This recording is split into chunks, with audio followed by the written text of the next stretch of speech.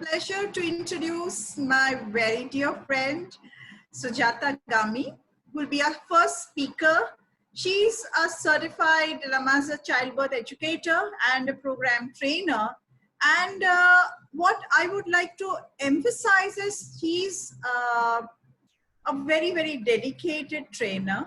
And Sujata, I think you should now share your screen and talk about yourself rather than me giving a judgment about you, because I'm sure our participants are going to love your presentation and the art that is required for a parent, both mother and father, before the childbirth. So over to you, Sujata. Please share your screen.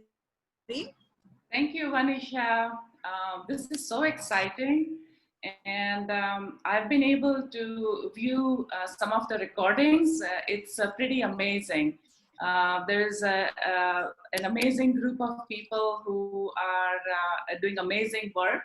And thank you for creating a platform where, you know, we are all sharing our work and motivating each other. So really appreciate this. Thank you. Let's keep the good work going.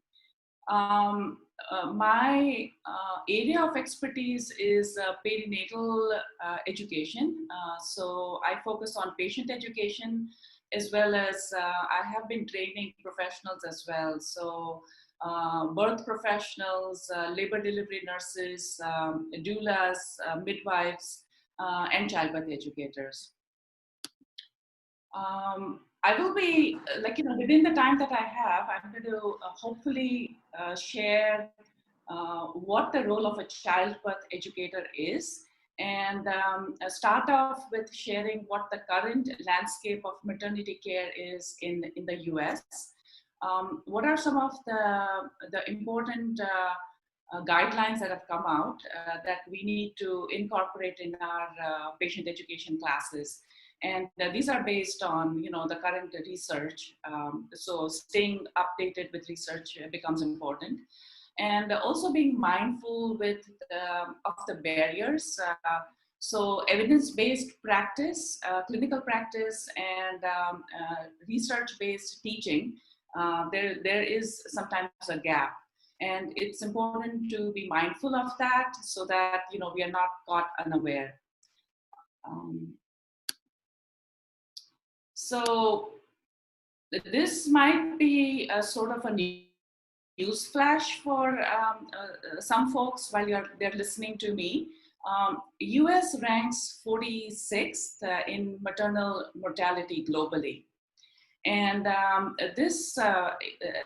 reason behind that is there's an overuse of cesarean births. So the management of labor to promote, you know, the physiological process of labor, it's like we need to go back and you know, have conversations on that so that we can lead that outcome, healthy mom, healthy baby. So evidence-based education, that is what the patient education should be. And there are lots of moving pieces to it, right? So quality research is the foundation of education. And then patient values and preferences are really important because, you know, that empowerment, so patient-centered care, it depends on, not only depends on, it revolves around the fact that is the voice of the patient being heard, right? So all the decisions that are being made are based on, you know, the patient preference, and of course, as long as the patient is clinically stable. And the third component, which is the clinical expertise, that is you know, more for the care team, so the OB-GYN and the midwifery team. Evidence-based practice. So we all have our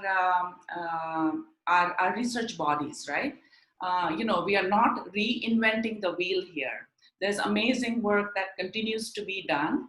And as educators, what we need to do is we need to be really aware of what is the current research. So the ACOG, which is the American Academy of Gynecology, and the SMFM is the Safe Maternal Fetal Medicine Practices. There are lots of amazing guidelines that keep coming out. And those guidelines need to be incorporated in perinatal education. So Lamaze Educators, what we do is we use evidence-based guidelines to teach classes. And the guidelines are, these are our bodies, right? So March of Dimes have done amazing work. Lamaze is, they have been here for, I think, 60 years now. And over the years, there's this amazing credibility that comes with the body of work that Lamaze has done. So, and then the perinatal health education journals, the Cochrane database is where, you know, all the evidence-based, the research papers are. And ACOG, CMQCC is the California Maternity Quality Care Collaborative. So they come out with toolkits, and I'll be talking about one of these toolkits which has been a game changer to promote vaginal births and you know, safe labors.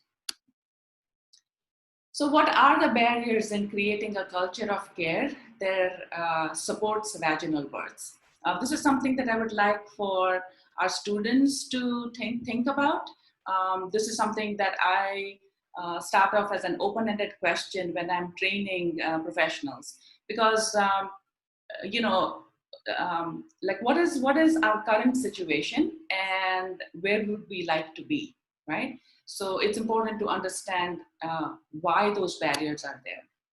And it's always work in progress, because you know, you want to kind of break those barriers by collaboration. So Avon is the body for registered nurses, and there's a statement that they came out with that there are barriers. So it's important for us to acknowledge that, and then kind of talk about the fact that there are all these burdensome, time-consuming processes that are in place, right? So documentation and the patient charting, and you know, the high-tech nursing versus the high-touch nursing, that has kind of eroded the intuitive way of caring for families while they are in labor. And the language is important too, right? So, you know, we're not just saying laboring moms, but trying to be inclusive of, you know, our patients, because, and so including a lot of different things. So being inclusive, being respectful, at the same time being, you know, to be able to focus on individualized care. And then that brings us to this constant collaboration. So labor delivery teams, they, like, you know, are the clinicians, they, their focus is on the end goal, which is, you know, mom needs to be clinically stable and the newborn needs to be clinically stable. For educators, our goal is to be able to, you know, start conversations early on with patients about the choices, options they have in labor. And so for each of us to do what we do best, and then keep talking to each other. So that constant collaboration, because for all of us, you know, we need to keep learning, right? So supportive care is really dependent on good communication. And that can be one of those big pieces that, you know, if it fits in, then it can impact patient practice. And sometimes, most of the times, reiterating this theme becomes important. So, you know, you can have that aha moment where identifying gaps and talking about, you know, how we can resolve issues, and then circling back to what can we do moving forward.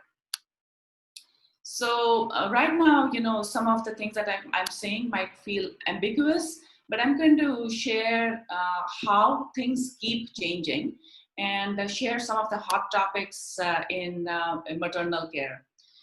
This is a snapshot of the CMQCC toolkit to support vaginal births and to reduce primary cesareans. So CMQCC has a patient-facing resource kit as well. So CMQCC is mainly dedicated for clinicians and for professionals who are working in labor and delivery. But what I've included in this talk is it's a 2-minute video which is for patients. So let's see if it comes through.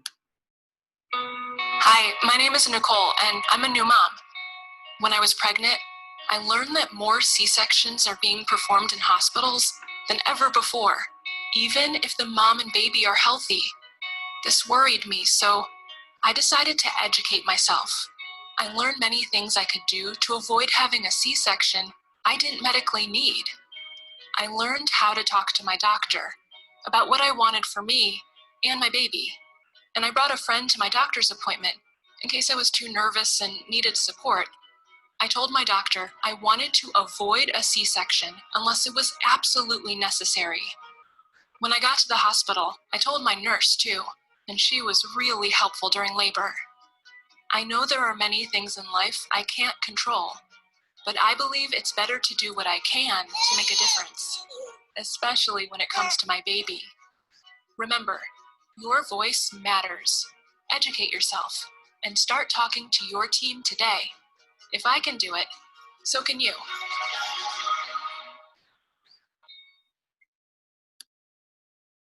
So that, in a nutshell, is what my role is all about. I am responsible to create and train a team of perinatal health educators and create curriculums that are centered around patient, right? And these are the principles that we keep in mind when we are creating our curriculums, when we are teaching classes, and when we are attending meetings with the interdisciplinary team, where we are sharing the current research and talking about how we can constantly bridge that gap between evidence and bringing that into the evidence-based practices. So the approach, if it is the wellness approach versus every labor is risky, right? In a layman's language, I'm going to try to explain this, that if a mom is having a low risk pregnancy, chances are that she's going to do fairly well in labor. And so to go in with a mindset that, labor and pregnancy and childbirth is natural, it is normal, it is healthy, rather than it is risky. And that requires that mindset. So interventions, medical interventions, when they are judiciously used, they are helpful, they are necessary, they can be life-saving. But overuse of interventions actually lead to poor outcomes. And that's an example of, using my role as a perinatal educator to present in different conferences, right? Because it's like when you're training nurses, you want to spread the word and you want to create more opportunities at different hospital settings to be able to translate and transfer the work that you've already done. So replicating a model, if it works, and then being open to learning and growing. The hormonal physiology of childbearing, these are some of the hot topics. So the hormone oxytocin and how important that is, and for those of us that's on the panel, when we're talking about infant nutrition or breastfeeding, how some of those processes are physiological, and labor. With the process of labor, if a mom in labor is is made to feel that your body knows what it is doing, and you are safe here. Tell us what we can do to help you. Then the hormone oxytocin is triggered, and it's because of this hormone that labor moves along faster. Stress, anxiety, fear. So the catecholamines. So adrenaline, noradrenaline, epinephrine, norepinephrine, that can slow labor down. So being aware of the physiological process of labor is important to promote and support the management of labor and lead to lower cesarean rates. Pain management is definitely a huge priority, and there is no one thing that's going to fix this, or rather, it's very personal. So pain threshold, pain management, pain tolerances, they're very unique. And so pain management options should be there. Pharmacological options, the use of the epidural, the narcotic analgesics, the TENS unit, and the non-pharmacological options, right? So getting up and moving, walking, changing positions, hydrotherapy, basically using water, like, using the shower in active labor, massages, creative visualization, attention focusing, all of those things. So a combination of those things, and then offering these options to the patients. So ultimately the bottom line is they pick what they think will work for them, right? Because what we can do is provide information objectively and then create an environment in labor and delivery where they have the space to utilize the options that they think would work for them. So this is a game changer in maternity care, the peanut ball. And for those of you who are from India, you would be looking at this and it's like, what is this? Well, again, let's keep it simple. Open pelvis. So being in a position that opens the pelvis facilitates second stage labor, which is, the birthing process. At the hospital, when there are different tools that are used. So if mom has had an epidural and she's unable to get up and move and walk because of the epidural, then the peanut ball can be a game changer, because what it does is it opens the pelvis, and then the internal rotation, the baby needs to move in, right? So it enhances the progression of second stage labor. And so what it comes down to is staying current with those new guidelines and then incorporating that in the practice. 41 weeks is the new 39 weeks. This is new. And so what that means is let labor start on its own. So that goes back to induction.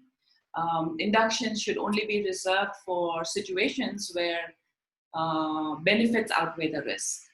And those conversations should happen early on. Avoiding early admissions to the hospital, because stay at home in early labor, right? And so many of these things are, are ancient wisdom. Like, you stay at home, you are in your comfortable environment, you have your network with you, your family members, your people who support you. All of that gets labor to move along. Pushing, so the second stage labor can take anywhere between 2 to 3 hours. And so that's not, it's a variation of labor. It's not necessarily a complication. And then the forceps and the vacuum, the use, so that is clinical, that piece is clinical. So as a perinatal health educator, what I would focus on is, let patients know that the management of second stage labor, your OB or your midwife may use the forceps or the vacuum, because that, if that's what they choose to use, it may prevent a cesarean.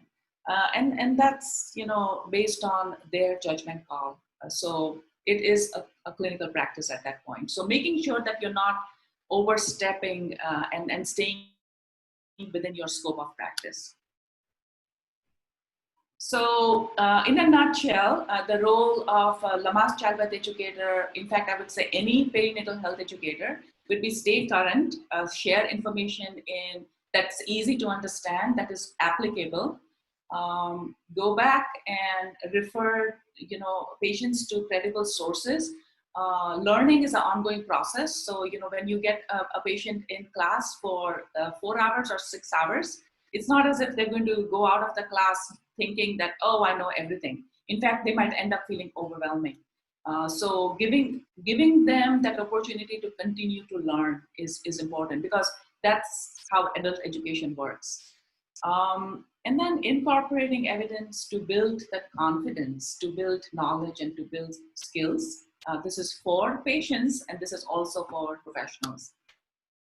And the other piece would be, again, including those hot topics, encouraging, staying at home in early labor, advocating and empowering women. So it's really important not to come across as, I am the expert and I know everything and I'm going to tell you this.